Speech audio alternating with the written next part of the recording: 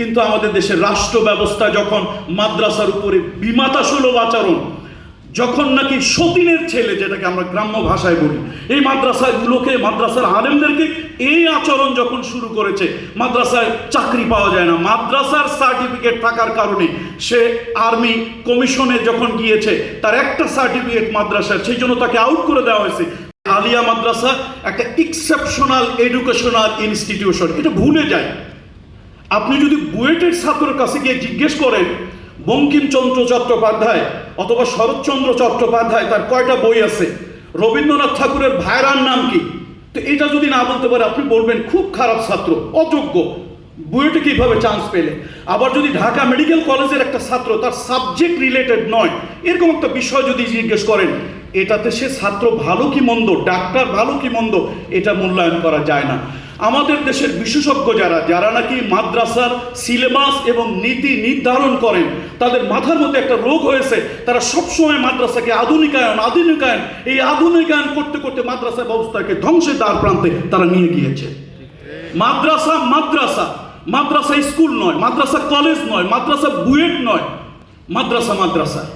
এই মাথায় ধ্যান ধারণাটা রেখে আমাদেরকে সামনের দিকে আগাতে হবে। আজকে মাদ্রাসা শিক্ষা ব্যবস্থা ছাত্র কেন ঝরে পড়তেছে? আপনি স্কুলে যদি, কলেজে যদি 1200 মার্কসের পরীক্ষা দিতে হয়, মাদ্রাসায় যদি 1700 মার্কসের পরীক্ষা দিতে হয়, একটা ছাত্র আপনার এখানে থাকবে কেন? সে তো চাইবে গোজামিল দিয়ে কোনোভাবে পরীক্ষাটা পাশ করলে একটা সার্টিফিকেট পাওয়া যাবে, সেই সার্টিফিকেট উপস্থাপন করে চাকরি নেওয়া যাবে। এক সময় মাদ্রাসার গৌরব উজ্জ্বল ইতিহাস ছিল, বড় বড় সচিব, বড় বড় ডাক্তার। পৃথিবীতে এমন কোনো দেশ নাই যেখানে মাদ্রাসায় পড়ুয়া ছাত্ররা ভালো একটা অবস্থানে, সামাজিক মর্যাদা, তার শিক্ষাগত মর্যাদা সব দিক থেকে এগিয়েছিল। কিন্তু আমাদের দেশের রাষ্ট্র ব্যবস্থা যখন মাদ্রাসার উপরে বিমাতাসুলভ আচরণ, যখন নাকি সতীনের ছেলে, যেটাকে আমরা গ্রাম্য ভাষায় বলি, এই মাদ্রাসাগুলোকে, মাদ্রাসার আলেমদেরকে এই আচরণ যখন শুরু করেছে, মাদ্রাসায় চাকরি পাওয়া যায় না, মাদ্রাসার সার্টিফিকেট থাকার কারণে সে আর্মি কমিশনে যখন গিয়েছে, তার একটা সার্টিফিকেট মাদ্রাসার, সেই জন্য তাকে আউট করে দেওয়া হয়েছে। বিসিএসে তো মাদ্রাসা যারা ওখানে বোর্ডে থাকেন সবসময় তারা মাদ্রাসাকে নেগেটিভ সেন্সে দেখা হয়। আমার মনে হয় মাদ্রাসাকে মাদ্রাসার মতো থাকতে দেন। মাদ্রাসা এটা হচ্ছে একটা আদর্শিক একটা শিক্ষা প্রতিষ্ঠান, এটা বৈষয়িক জ্ঞান আছে, কিন্তু আমরা ইহজগতিক জ্ঞানের তুলনায় আমরা ওহির জ্ঞানকে বেশি মূল্যায়ন করি, যেখানে আদর্শ, ইথিক্স, কিছু আইডিওলজি, কিছু নীতি নৈতিকতা নিয়েই এই শিক্ষাটা আসবে। সুতরাং আমার অনুরোধ, যারা এই নীতি নির্ধারণ করবেন, মাদ্রাসাকে মাদ্রাসার মতো করেই দেবেন। হ্যাঁ, এখান থেকে কেউ যদি বুয়েটে যেতে চায় তার জন্য আলাদা ব্যবস্থা, কেউ যদি উকিল হতে চায় তার জন্য আলাদা ব্যবস্থা।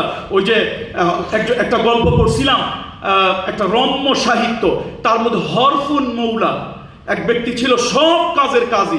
এখন আমাদের দেশের বিশেষজ্ঞরা মাদ্রাসার ছাত্রদেরকে সব কাজে কাজী বানাতে চান, এইটা আসলে সম্ভব নয়। মাদ্রাসা আলহামদুলিল্লাহ ভূমিকা রেখেছে, পূর্বেও রেখেছে, সামনেও রাখবে। আমার মনে হয় কারিকুলাম, সিলেবাস এবং রাষ্ট্র যারা পরিচালনা করে, বাম মানসিকতার লোকজন কখনো মাদ্রাসাকে ভালো চোখে দেখেনি। আগে বৈষম্য বিরোধী যে আন্দোলন বাংলাদেশে হয়েছে, এই বৈষম্য সৃষ্টিকারীদেরকে আগে কিকড আউট করতে হবে। যারা নীতি নির্ধারণে আছে ওদেরকে যদি বাড়ি বের করা যায়, তাহলেই মাদ্রাসার সোনালী যুগ ফিরে আসবে, সোনালী দিন ফিরে আসবে। মাদ্রাসার ছাত্ররা তার সার্টিফিকেট দিয়ে যদি সে চাকরিতে স্থান পায়, কেন সে আরেক জায়গায় যাবে? আমি যখন ঢাকা ভার্সিটিতে পরীক্ষা দিই, আমার দুজন সম্মানিত ওস্তাদ, যাদের চরণের ধুলা আমি গায়ে মাখি, আমার এত সম্মানী দুজন অত্যন্ত শ্রদ্ধাভাজন শিক্ষক, আলহামদুলিল্লাহ আমি নিয়মিত ক্লাস করেছি তাদের অধীনে, এবং ফাঁকে ফাঁকে ঢাকা ভার্সিটিতে গিয়েছি। আমরা মাদ্রাসার ছাত্র এত খারাপ নই। 37,000 ছেলে মেয়ে পরীক্ষা দিয়েছে, সে তার মধ্যে স্টার মার্কস, ডবল স্টার করা ছাত্র ছিল। দুর্ভাগ্য, বাংলা এবং ইংরেজি পরীক্ষায় 25-এর মধ্যে তারা অনলি 5 মার্কস তারা পায়নি। সুতরাং মাদ্রাসার ছাত্ররা সেই তুলনায় আলহামদুলিল্লাহ মাদ্রাসায় হওয়ার পরও তো আমরা যথেষ্ট ভালো করেছি, আমরা চান্স পেয়েছি। সুতরাং মাদ্রাসাকে মাদ্রাসার মতো থাকতে দিলে আমার মনে হয় এখানে নীতি, আদর্শ, পারলৌকিক যে বিষয়গুলো, সেগুলোকে প্রাধান্য দিয়ে আমরা আগাবো।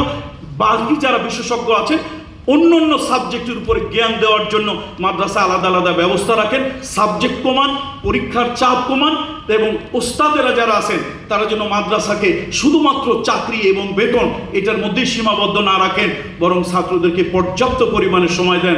এটা দুনিয়ার যেরকম উন্নতি, আখেরাতে নাজাতের একটা মুক্তির ব্যবস্থা। এই মানসিকতা, এই টেন্ডেন্সি আমাদের ওস্তাদ শিক্ষকদের মধ্যে যখন আসবে, মাদ্রাসা আবার তার সেই সোনালী যুগ, স্বর্ণযুগ ফিরে পাবে। এই প্রত্যাশা ব্যক্ত করে আমার কথা শেষ করছি।